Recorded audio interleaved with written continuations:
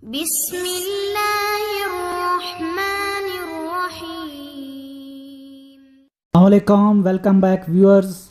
दोबारा आपकी खिदमत में हाजिर हैं कैफ़े स्पॉट चैनल के प्लेटफॉर्म से। उम्मीद है कि आप खैरियत से होंगे। अल्लाह पाक आपको अपने हिफ्ज़ व ईमान में रखें, रमज़ान की बरकतें आप समेट रहे होंगे। तो आज हम आपके पास जो है आपके साथ जो है एक नई रेसिपी शेयर कर रहे हैं। मीठी ईद की आमद है। ये बेसिकली स्नैक्स की रेसिपी है। ये बनाएं और सब की जो है वो दाँत समेटें, सबको हैरान कर दें। बहुत ही मज़ेदार रेसिपी है और ईद पे जो है वो ईद की खुशियों को दोबाला कर। इसके अज्जा जो है वो नोट कर लें। ये एक अज्जा जो हैं वो डो के लिए हैं और एक अज्जा जो है वो फिलिंग के लिए हैं। तो इसमें सबसे पहले जो है हम जो है आधा कप पानी डाल के उसमें जो है ये यीस्ट डाल देंगे, खमीर डाल देंगे और एक चम्मच जो है वो नमक की जो है वो इसमें ऐड कर देंगे और इसको हिला के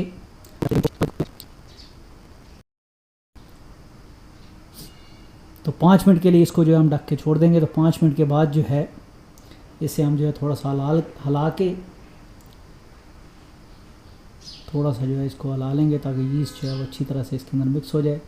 और आधा कप जो है इसके अंदर हम ऑयल ऐड करेंगे, आधा कप ऑयल ऐड करेंगे और इसके बाद आधा कप दूध का आधा कप इसके अंदर हम ऐड करेंगे जी और इसको अच्छी तरह से हिला लेंगे। और उसके बाद जो है ये मैदा स्ट्रेनर से हम छान के इसमें जो है 2 कप मैदा जो है वो ऐड करेंगे जी, 2 कप मैदा। तो इस तरीके से हम अपनी डो को जो है वो तैयार कर लेंगे। इसको कवर करके रख देंगे तकरीबन घंटे 1.5 घंटे के लिए किसी गर्म जगह पे। अगर मौसम गर्म है तो 1 घंटे 1.5 घंटे में ये राइज़ हो जाएगा। अगर ठंडा मौसम है तो इससे ज़्यादा जो है वो टाइम लग सकता है जी। तो अभी हम जो है इसकी फिलिंग जो है वो तैयार कर लेते हैं। तो फिलिंग के लिए हमने जो है 1 पाव जो है वो गोश्त लिया है और इस गोश्त को ये छोटी छोटी बोटियाँ हमने ली हैं ताकि रेशे करने में हमें आसानी हो। इस गोश्त को जो हम फ्राई पैन में डाल देंगे, 1-1.5 कप डाल के हम इसको जो है वो गला लेंगे जी। तो ये गल गया, हमारा गोश्त रेडी हो गया है। और अभी जो है इसका जो हम चूरा बना लेंगे।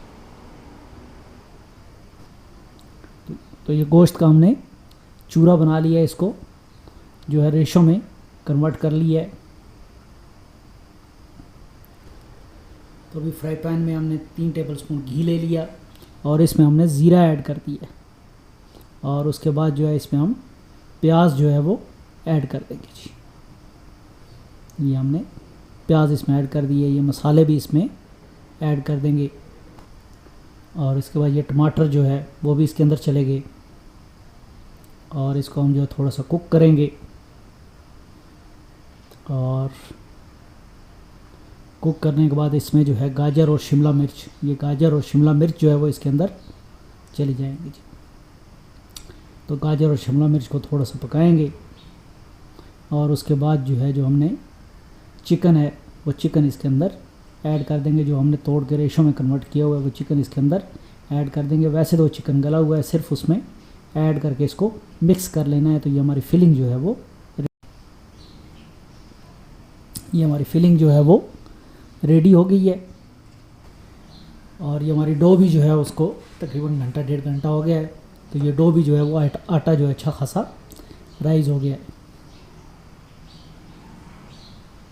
तो अभी हम इसको ये हमने बेसिकली दो चपातियों के लिए हमने ये आटा बनाया था।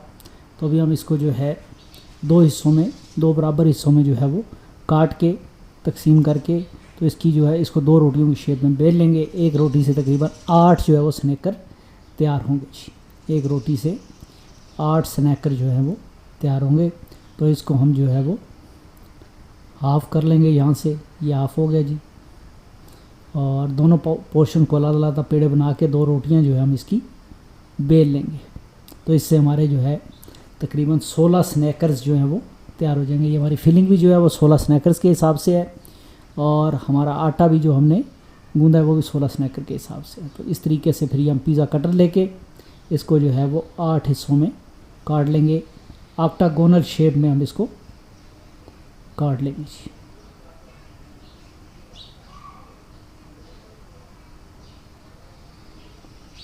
इस तरीके से हम इसको 8 हिस्सों में जो है वो आसानी से काट सकते हैं जी। इसके लिए जो है कोई टेम्पलेट भी बनाया जा सकता है ज़रा आसानी से, और हर हिस्से में अभी हम जो है वो फिलिंग जो है वो रखते जाएंगे जी।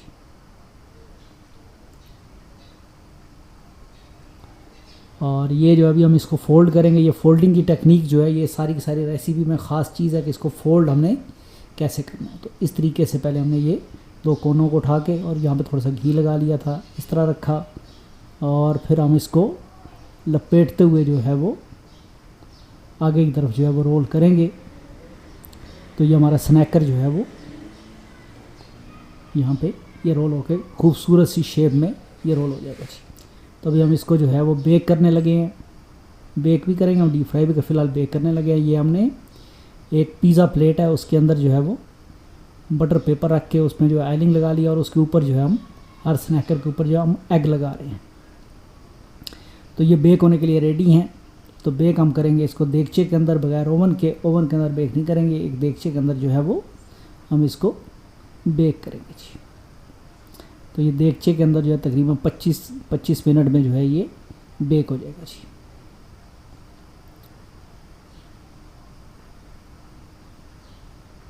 और इसी तरह ये हम इसको फ्राई करने लगे हैं, डीप फ्राई। तो आपकी मर्ज़ी है, चाहे इसको बेक करें चाहे इसको डीप फ्राई करें, जैसे आपकी चॉइस है। दोनों तरीके से जो है ये बड़ा मज़ेदार बनता है। तो इस तरीके से ये डीप फ्राई वाली शेप है, और ये दूसरे वाली जो शेप है ये बेसिकली